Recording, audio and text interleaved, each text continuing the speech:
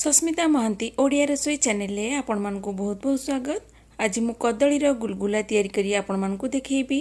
आपण माने समस्त याकु इजीली घरे तैयारी करि परिबे।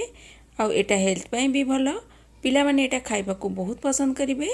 आ जदि मोर वीडियो आपण मानकु भलो लागिबो तेबे मो वीडियो को लाइक शेयर सब्सक्राइब करिया को भूलिबे नाही। तेबे चलंतु तैयारी करिबा स्टार्ट करिबा कदलीर गुलगुला। रेड कलर रो सब्सक्राइब बटन को क्लिक करी मो चैनल को सब्सक्राइब करि नियंतु आ पाखरे थिबा बेल आइकन को क्लिक करंतु। तापर जो ऑल ऑप्शन आसीबो ताको क्लिक करंतु।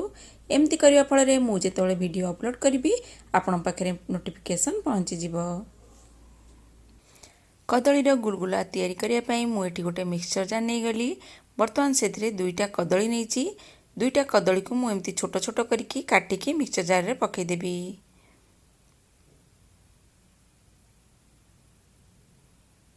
एमती छोट छोट काटिदेवा द्वारा जितेबाला आप ब्लेंड करेंगे भल भाव में कदली ब्लेंड हो। बर्तमान मु गोटे कप क्षीर नहीं, गोटे कप क्षीर पकईदेवी। टिके रखा आम पर पकेबा आउ सब पकईकी मु 1/4 कप एतिकी रखीदेली। पछे जितेबाला आम गोलेबा सेतेबाला एटाको यूज करनबा। बर्तमान कदली क्षीर पकेला परे मु 4.5 टेबुल स्पून चीनी पकई दउची। मीठा आपण पसंद हिसाब रे आपण करिवे। बर्तमान एथिरे टिके गुजराती गुंड पकईदेबा। बर्तमान ताकू भल भाव में ब्लेंड करनबा।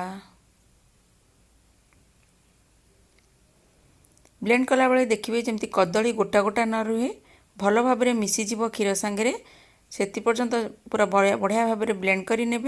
बर्तमान भल भाव में ब्लेंड कला परे मु गोटे जगह को काढ़ीदेली। देखंतु कदली पूरा बढ़िया भाव में ब्लेंड हो जाइए। बर्तमान जीवा नेक्स्ट प्रोसेस को।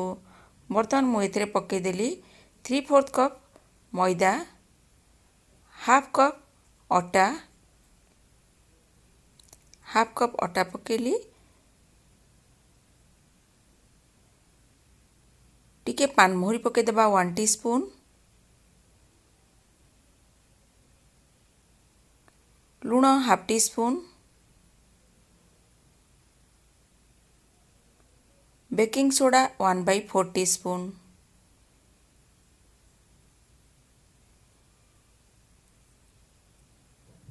बर्तमान को भल भाव में मिक्स करदबा।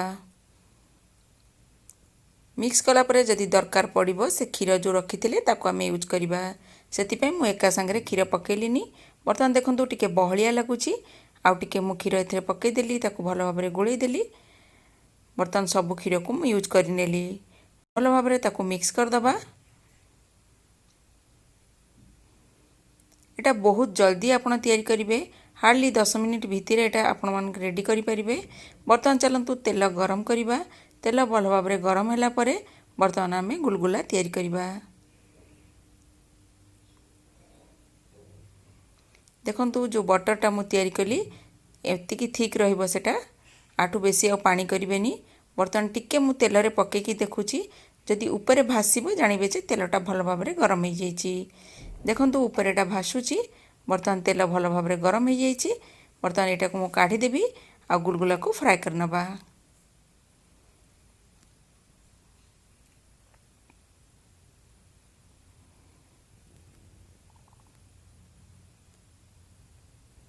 गोटे पटे टिके गोल्डन ब्राउन हैला परे मैं उल्टी देबी। बेसी हाई फ्लेम रे करिवेनी, मन रखिबे मीडियम फ्लेम रे करिवे, कारण बेसी हाई फ्लेम रे जदि करिवे सांगे सांगे जळी जिवो। बर्तमान आउ टिके भी पकई देली साइड रे। सब जाक भल भाव में हैला परे आमे काढ़ी देबा। साइड गुरा टिके टिके हे गलानी देखंतु। आउ टिके समय फ्राई करबा, तापरे आमे सब को काढ़ी देबा।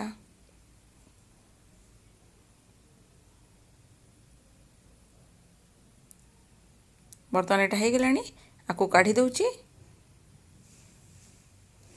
आ जो गुरा हे जाइछि ताको उल्टे देबी। बर्तमान जो गुरा हे जाइछि आगे पकईथिली ताको बाहर करनबा।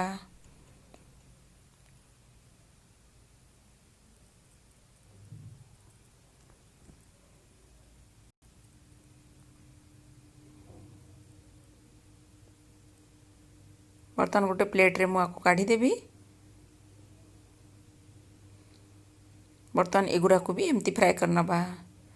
बहुत शीघ्र आपण मान जदि अचानक किए गेस्ट घर को आसी जाउछंती ताले आपण रेडी करके याको खाया दे परिबे। बहुत शीघ्र एटा आपण करि परिबे तयारी। जलखिया भी करके आपण माने याको खाई परिबे। बर्तमान आउ जोगुरा बटर अछि ताको एम्ति मु करके फ्राई करने भी।